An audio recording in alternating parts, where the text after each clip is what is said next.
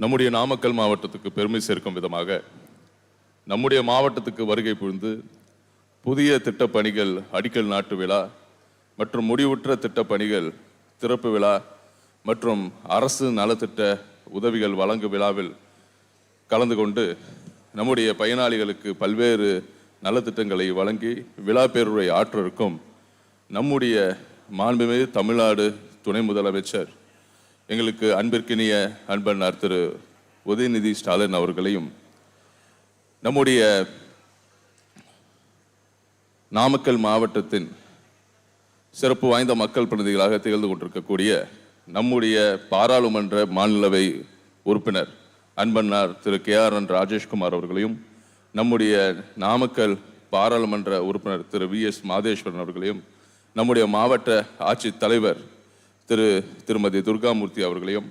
நம்முடைய நம்முடைய நாடாளுமன்ற உறுப்பினர் திரு சகோதரர் பிரகாஷ் அவர்களையும் நம்முடைய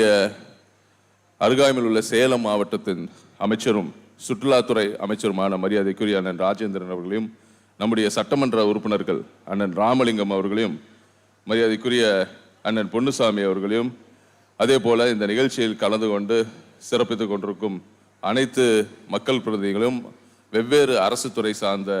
அதிகாரி பெருமக்களையும் இங்கு வருகை புரிந்திருக்கும் ஊடகத்துறை நண்பர்களுக்கும் பெரியோர்களுக்கும் தாய்மார்களுக்கும் பயனாளிகளுக்கும் என் அன்பு நிறைந்த காலை வணக்கங்களை நான் தெரிவித்துக் கொள்கிறேன்.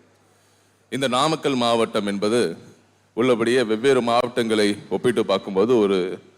சிறந்த முறையில் வளர்ந்த மாவட்டம் இருந்தும் கடந்த 10 ஆண்டுகளில் 2011 21 வரைக்கும் எந்த அளவுக்கு சொல்லக்கூடிய அளவுக்கு எந்த ஒரு மிகப்பெரிய திட்டமும் நம்முடைய நாமக்கல் மாவட்டத்துக்கு வந்த வண்ணம் இல்லை. நம்முடைய 2021 நம்முடைய முதலமைச்சரின் தலைமையின் கீழ் நம்முடைய திராவிட மாடல் ஆட்சி பொறுப்பேற்ற பிறகு இதுவரைக்கும் இல்லாத அளவுக்கு எண்ணிலடங்காத சாதனைகளை நம்முடைய முதலமைச்சர் அவர்கள் இந்த நாமக்கல் மாவட்டத்துக்கு வாரி வழங்கியுள்ளார். இங்க இருக்கிற ஒவ்வொரு தரப்புப்பட்ட மக்களும் பயன்பெறக்கூடிய முன்மாதிரியான திட்டங்களை நம்முடைய நாமக்கல் மாவட்டத்துக்கு நம்முடைய முதலமைச்சர் அவர்கள் வழங்கியிருக்கிறார். இருந்தாலும் பல்வேறு நிதிநிலை நெருக்கடிகள் இருந்தாலும் நம்முடைய தமிழ்நாட்டில் உள்ள வெவ்வேறு பலதரப்பட்ட வளர்ச்சியில் நம்முடைய முதலமைச்சர் அவர்கள் கண்ணு கருத்துமாக இருந்த போதிலும் நம்முடைய மக்கள் பிரதிநிதிகளாக இருக்கக்கூடிய சட்டமன்ற உறுப்பினர்கள் பாராளுமன்ற உறுப்பினர்கள் அமைச்சர்கள் ஆகிய அனைவரும் நாங்கள் நாமக்கல் மாவட்டத்தில் வைத்த ஒவ்வொரு கோரிக்கையும் முதலமைச்சர் அவர்களுக்கு கொடுத்து செல்வதற்கு ஒரு மிகப்பெரிய